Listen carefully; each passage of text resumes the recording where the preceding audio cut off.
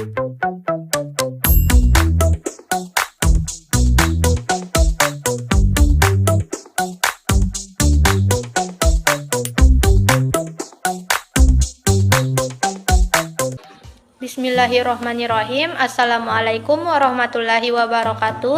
Perkenalkan, nama saya Nur Aziza dari program studi administrasi publik dengan NIM 220222076 dari reguler A ruangan 2.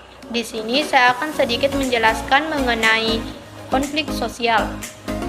Yang mana kita ketahui pengertian dari konflik sosial itu sendiri adalah suatu kondisi di mana muncul percekcokan, perselisihan, dan pertentangan antara dua kelompok atau lebih yang dipicu oleh adanya perbedaan dalam hubungan sosial.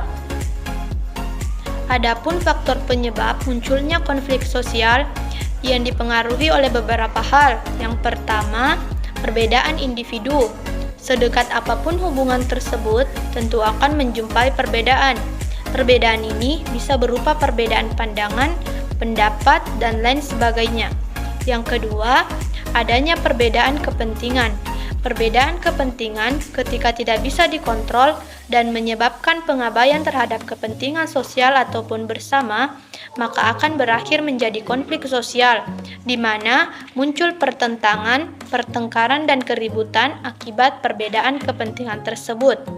Yang ketiga, perbedaan latar belakang budaya. Hal ini akan menciptakan perbedaan mengenai cara bertutur kata, cara bersosialisasi dalam bentuk tingkah laku dan sejenisnya. Misalnya, bagi masyarakat di daerah A mengatakan kata X tidaklah kasar, namun tidak bagi masyarakat di daerah B. Perbedaan ini bisa menyebabkan kesalahpahaman dan kemudian menjadi konflik di tengah masyarakat. Yang keempat, perbedaan etnis. Perbedaan etnis kadang dianggap sebagai perbedaan yang tidak semestinya ada. Perbedaan yang tidak dapat diubah ini kemudian memunculkan rasa benci karena satu dan lain hal. Hal ini mendorong dua etnis masyarakat yang berbeda akan berseteru. Yang kelima, perbedaan ras. Kata ras memiliki definisi sebagai golongan bangsa sebagai ciri fisik, sehingga ras berhubungan dengan bentuk atau tampilan fisik. Perbedaan ras yang menunjukkan perbedaan fisik bisa menyebabkan konflik. Misalnya, ada ras lain yang mengolok-olok fisik ras lain sehingga menyebabkan ketegangan sosial.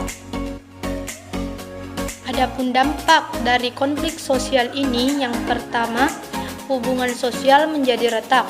Konflik yang tidak ditangani, kemudian masing-masing pihak hanya fokus mempertahankan pendapat dan pendiriannya, maka konflik akan berlangsung lebih lama dan membuat hubungan keduanya menjadi retak. Yang kedua, mengancam norma dan nilai sosial. Konflik sosial yang tidak tertangani dengan baik juga bisa mengancam norma dan nilai sosial. Suatu tingkah laku yang dianggap tidak baik bisa menjadi baik ketika konflik terjadi. Maksudnya di sini, ia akan menghalalkan berbagai cara agar keinginannya terpenuhi. Yang ketiga, muncul prasangka buruk. Kondisi ini tentu akan merusak hubungan sosial lebih banyak orang dan menjadikan kepercayaan sebagai sesuatu yang sangat mahal dan sulit untuk diberikan.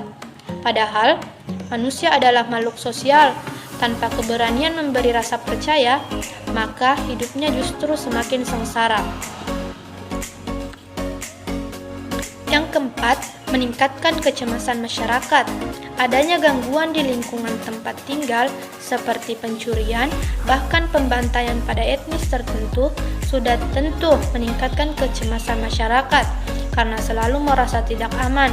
Hal ini tentu menurunkan kualitas hidup, tidak hanya individu yang berkonflik, namun seluruh masyarakat di suatu wilayah. Yang kelima, kerusakan harta benda. Akibat konflik sosial, membuat masyarakat mengalami kerugian harta benda.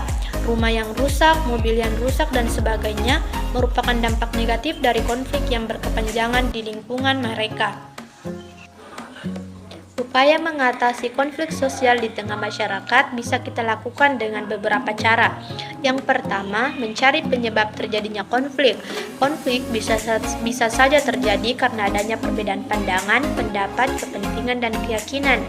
Yang kedua, mencari solusi dari konflik yang dihadapi, yang mana keputusannya menguntungkan kedua belah pihak. Yang ketiga, melakukan mediasi dengan menghadirkan pihak ketiga sebagai mediator. Pihak ketiga ini menjadi penengah di antara kedua pihak yang berselisih. Yang keempat, menempuh jalur hukum atau pengadilan sebagai upaya terakhir apabila konflik tidak bisa diatasi secara damai. Contoh konflik sosial bisa kita lihat pada tragedi Kanjuruhan, di mana para supporter yang menjadi korban awalnya sangat mencintai sepak bola, berujung trauma akan yang namanya sepak bola. Hal itu karena kenangan kelam yang sulit terlupakan. Semua diawali oleh keegoisan dan ketamakan beberapa oknum, berujung dengan maut, di mana tragedi ini memakan banyak korban, di antaranya anak kecil yang tidak berdosa. Bahkan, tragedi Kanjuruhan ini sudah menjadi yang terbesar kedua dalam sejarah sepak bola. Sedikit dari saya, perselisihan tidak akan reda jika salah satu pihak tidak mau mengalah. Mengalah bukan berarti kalah, tapi mengalah demi kebaikan adalah kemenangan. Mungkin cukup itu pemaparan saya mengenai konflik sosial. Jika ada kekurangan mohon dimaafkan. Saya akhiri dengan ucapan billahi fisabilillah, fastabiqul khairat. Assalamualaikum warahmatullahi wabarakatuh.